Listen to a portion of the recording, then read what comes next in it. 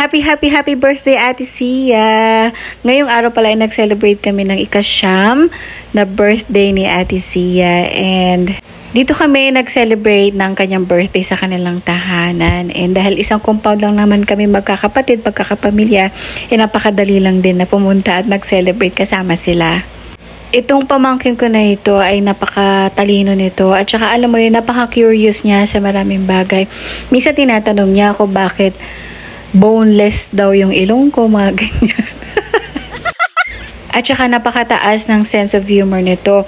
Dati nagpapaalam sila kung pwede pa ba silang lumabas ng ganitong oras kasi may time limit lang sila na nandito sa labas ng compound kasi syempre pumapasok sila sa school ng maaga kaya kailangan din nilang matulog ng maaga. So pag nagpaalam sila na mami or lola, pwede pa ba kaming lumabas ng ganitong oras? Tapos pag sinabi ng mama nila na bahala ka, tapos sasagot yan na ay pag sinabi mong bahala ka ay hindi pwede. Wow! Tapos minsan magtatanong pa ito na anong regalo mo sa akin sa birthday ko, mga ganyan. Tapos tatanungin niya pa kami saan daw kami nagkakilala ni Tito Eric niya. Tapos nung buntis pa lang ako kay Miko, lagi niyang sinasabi na dati siya sana girl kasi kapag ka boy, grabe sobrang kulit niyan. Tapos nung nalaman niyang boy si Miko, sobrang masaya din siya para sa akin. Minsan tinatanong ko siya, gusto mo pa ba magkaroon ng baby brother or baby sister? Tapos lagi niyang sinasagot sa akin, ayoko na tati siya. Pero nung dumating si Miko sa buhay nila, na-experience sila magkaroon ng baby, parang somehow sabi niya, gusto ko pa ng baby. Ang sarap pala ng merong baby. Ngayon na magto 2 years old na si Miko at napakakulit na, medyo mahirap na siyang bantayan. Grabe, ang lagi naman niyang sinasabi, grabe tati siya, ang kulit ni Miko, nakakapagod. Tapos, alam niyo ba, every Christmas, every Valentine's Day, every birthday namin, o kaya anniversary namin, lagi silang merong love letter para sa amin.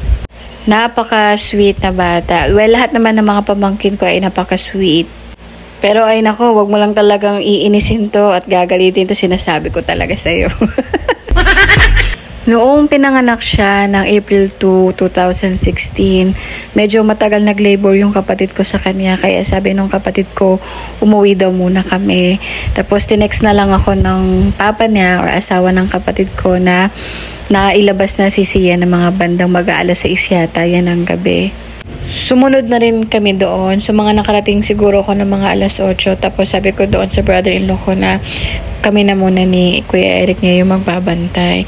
Nung unang nakita ko si Zia, sobrang saya ko. Tapos niyayakap ko siya. Tapos pinagmamasdan ko lang talaga siya kasi kapag nakakita ka talaga ng baby, talagang literal na parang anghel yung nakikita mo. Well, sa lahat naman ng mga pamangkin ko, ganun din naman yung naramdaman ko. Punong-puno ka ng pagmamahal, ng warm, ng kalma. Parang ganyan. Lagi ko nga sinasabi na dahil wala pa nga si Miko sa buhay namin noon, nang dahil sa kanila, naranasan kong maging nanay. So yan lamang po for today's video. Ingat po kayo palagi and please share my video. Bye!